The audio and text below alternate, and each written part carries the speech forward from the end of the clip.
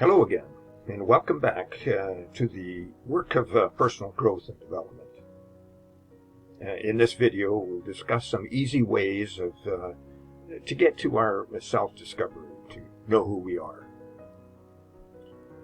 When life happens, we get caught up in it, so much so that at times we lose sight of who we really are.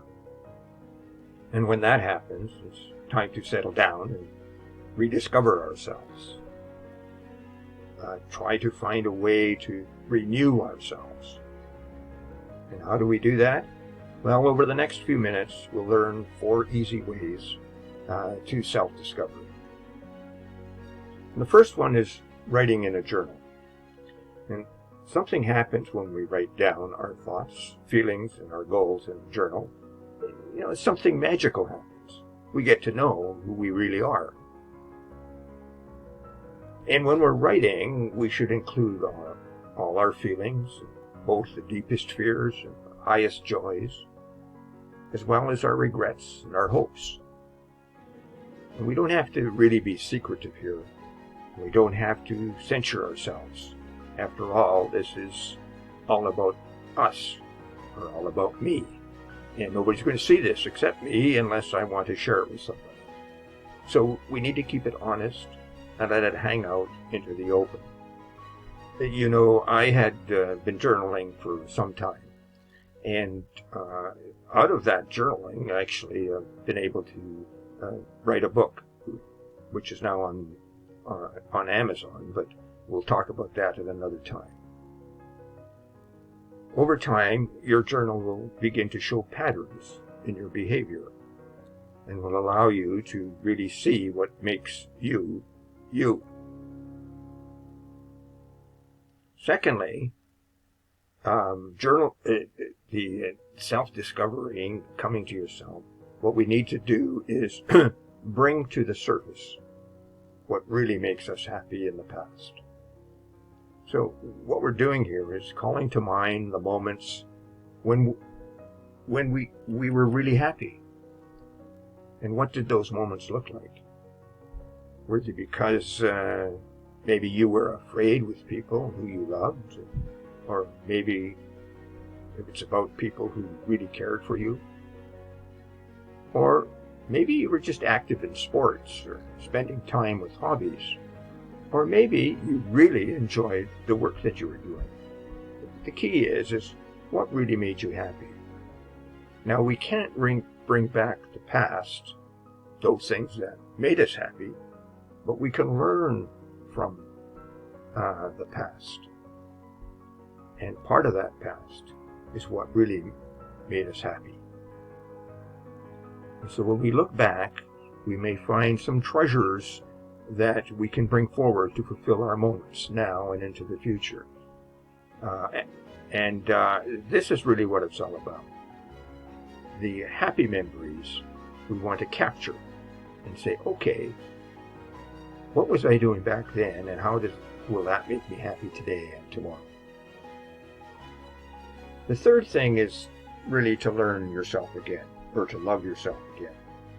And we discovered this earlier in an earlier video, that some of us put others before our own needs. Now, there's nothing wrong with that. But when we overly neglect ourselves, we approach a danger zone. And when we are approaching that danger zone, that's when we really need to pay attention to what's going on within our mind, within our body, and our spirit. So when we suppress ourselves and carry out our daily work like robots, we will have difficulty in discovering our true self. So basically what this says is when we are going through life with a directionless, without any direction, without any sense of purpose, we're just doing things rotely, we're going to have some pretty difficult time trying to discover who we truly are.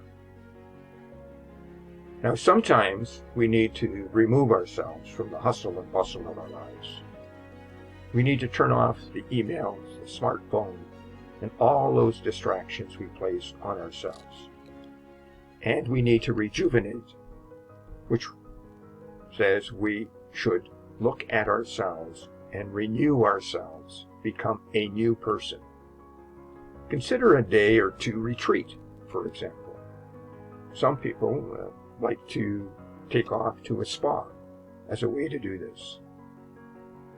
Others consider tucking themselves away in a cabin and getting in touch with nature.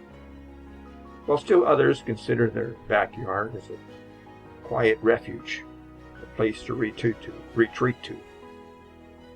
And there are some people with a bit of a religious background, and they like to sort of move off to a monastery or some form of sanctuary where they can meditate and be with themselves, but also be able to discuss some of their inner joys, some of their inner feelings, and some of the things that are bothering them with someone else in confidence. So it doesn't really matter where we spend the time to be ourselves. It's more about selecting a time and then doing it. You know, we seek quiet time to really get in touch with who we are, to assess where we have been, where we are now, and where we would like to go. And we can't do this when we're frantically running around to trying to keep ahead. We need to stop and we need to settle down.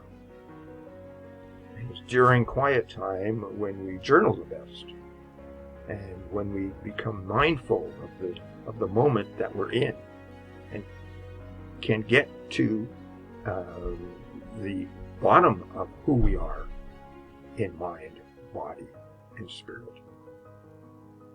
Now, the section under spiritual health, as well as in the sections under mindful, the sections under mind health and emotional health, will also provide resources and methods to come fully alive in this regard.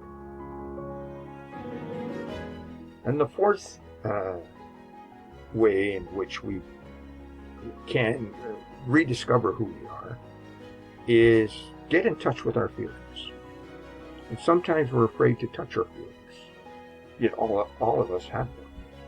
We feel happy, we feel disappointed, or angry, sad, joy, love, and so on. And some of us like to sort of bury those feelings and not get in touch with them.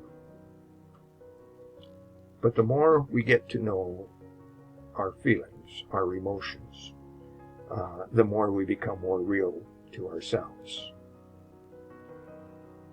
And the more we get to know who we really are, and the role that those feelings play in getting to know who we really are, the more we can use them to help us become a better person.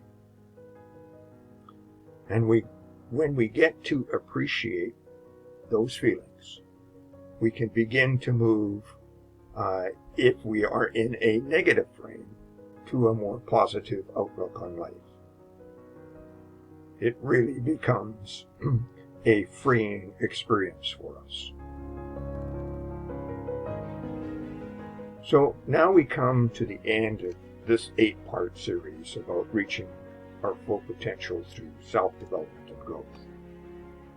But each week we will be adding more videos to this membership site. Not only videos, but ebooks and informatics and the kinds of things that we mentioned earlier. But some of the topics that I can foresee that we'll be adding relate to strengthening confidence, overcoming stress and anxiety, discovering what's happening within our brain or the brain power that we have, strengthening our habits and the way we approach things, looking at finances and how we might be able to manage them more effectively, how we might look at our own selves in a little bit more depth in terms of personal transformation, the kind of social contracts that we have with our friends, with our neighbors, and what that means, and how we keep in touch with them, and how we communicate with them, how we could improve respecting family values, discovering what those are, and getting and beginning to sort of isolate them so that we can improve the way we get along within our family and with our neighbors. And another area will be really checking our own career. Are we on the right path? Do we need to change? Do we need to take a hard look at where we're at, where we're going, and how we might get there? So, without further ado, I would like to thank you for viewing these videos, and remember, keep well, be strong, and I'll talk to you soon. Bye for now.